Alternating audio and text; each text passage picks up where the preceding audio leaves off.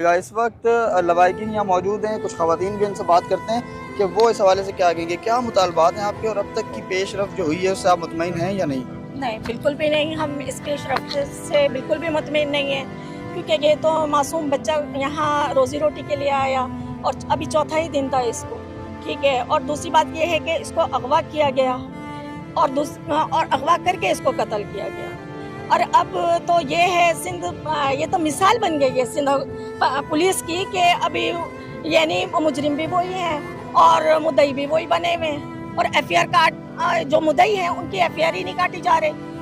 हम यही चाहते हैं कि इस बच्चे को इंसाफ दिया जाए और हम वसेब के लोग, हम तो पुरअमन लोग हैं, हमारा मकसद किसी को परेशान करना नहीं है, लेकिन अगर हमें परेशान करोगे तो हम भी आपको परेशान करेंगे। और जब तक इसके कातलों की मौतली नहीं चाहिए, हमें इसके कातलों की गिरफ्तारी चाहिए और उनको करार वाकई जो ताज़रात पाकिस्तान के तहत जो सज़ा बनती है उनको वही सज़ा दी जाए। और दूसरी बात यह है कि अगर हमें इंसाफ ना मिला तो हम पाकिस्तान के जहाँ जहाँ भी सराइकी बसते हैं, सराइकी लोग हैं, हम वहाँ से एहतजाज करेंगे। अगर ये सराइकी लोग और ये जनूबी वसेब के जो लोग हैं, अगर ये हुकूमतें बनाना भी जानते हैं तो गिराना भी जानते हैं। ये मैं आज बहुत यानी परसुकून उसे मैं हुकूमत सिंध से मुतालबा करती हूँ, बिलावल से, आसिफा भुट्टो से, कि वो आके इस मसले को देखें। अपने कर्ता धर्ता जो भी हैं, आईजी सिंध है या सिंध हुकूमत इस मसले को देखें। हम तीसरा दिन है मैयत इसी तरह बैठे हुए हैं, पुरसकून बैठे हुए, लेकिन हमारी कोई सुनवाई नहीं हो रही है। हम कब तक शख्सियात में से किसी ने राब्ता किया? कोई भी नहीं। हमें कभी कहा जाता है कि आप गुलबर्ग थाने में आपकी एफआईआर दर्ज होगी। जब हम गुलबर्ग थाने में जाते तो हमें कहते हैं कि सदर के थाने में आपकी एफआईआर दर्ज होगी। जब हम वहाँ जाते हैं तो वहाँ से पूरा थाने का अमला ही गायब हो जाता है। फिर हमें कहा जाता है कि नहीं, आपकी तो एफआईआर दर्ज हो गई है। और भाई किसके उसमें दर्ज हुई है? हम तो लवाहिकीन अभी पहुंचे हैं, मुद्दई तो अभी पहुंचे हैं, तो कैसे एफआईआर दर्ज हुई है? नहीं, सरकार की मुद्दत में होगी। हालांकि सिंध पुलिस को सब पता होता है कौन क्रिमिनल है, कौन डगेट है, कौन बदमाश है, कौन दहशतगर्द है, कौन खुदकश है।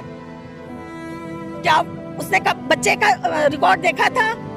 पीछे से वसेब से चेक किया था कि ये बच्चा क्रिमिनल है या यहाँ पे उस पे साबित हुआ था कि वो क्रिमिनल है? क्या फिर उसके साथियों को क्यों छोड़ा?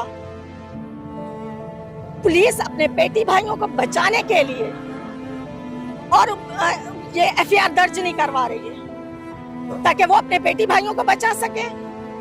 कब तक हम अपने ऐसे मासूम बच्चों की लाशें वसूल करेंगे? कभी हमें बलूचिस्तान से लाशें मिलती हैं, कभी कहाँ से मिलती हैं, कभी कहाँ से मिलती हैं। हम तो रोजी रोटी के लिए यहाँ आए। आपको क्या लगता है कि इस तरह से लाश सड़क पर रखी रहेगी तो आपकी सुन ली जाएगी? फिलहाल तो हमें नहीं लग रहा, हम बैठे हुए हैं। अगर ऐसा नहीं हुआ तो मैं आपके चैनल के तवज्जो से कहना चाह रही हूँ कि अब हम खामोश नहीं रहने वाले। हमें मजीद परेशान मत किया जाए। जो हम ये नहीं चाह रहे, हमें जो कानूनी कार्रवाई है उसके तहत मुजरिमों को सजा मिलनी चाहिए। अगर ऐसा नहीं हुआ तो हम कराची में जहाँ जहाँ तक हमारे जाएंगे, हम रोडें भी ब्लॉक करेंगे, चाहे सुपर हाईवे ब्लॉक करना पड़ा, चाहे यहाँ के जो भी शायरा फैसल है या जहाँ भी जो मशहूर शायरा है वो हम ब्लॉक करनी पड़ी, हम करेंगे। हम सिंध असेंबली के सामने भी एहतजाज करेंगे। उसके अलावा हम हुकूमती हर सिंध हुकूमत के इदारे के सामने जो कानूनी कार्रवाई करना जानते हैं, हम उनके सामने एहतजाज करेंगे और अपने बच्चे के लिए बिल्कुल इंसाफ मांगेंगे। बिल्कुल लवाहिकीन के यही मुतालबात हैं कि जो इनके इस वक्त जुल्म किया गया है नौजवान पर, उसकी जो है बाकायदा एफआईआर होनी चाहिए, कत्ल की और अगवा की एफआईआर होनी चाहिए। पुलिस ने जो अपनी मुद्दत में एफआईआर की है वो अपनी बेटी भाइयों को जो है बचाने के लिए की है, जो कि इनको वो मंजूर नहीं है। और जब तक ये मुतालबात इनके नहीं माने जाते, जब तक ये एहतजाज इसी तरह से जो है वो जारी रखेंगे। जी।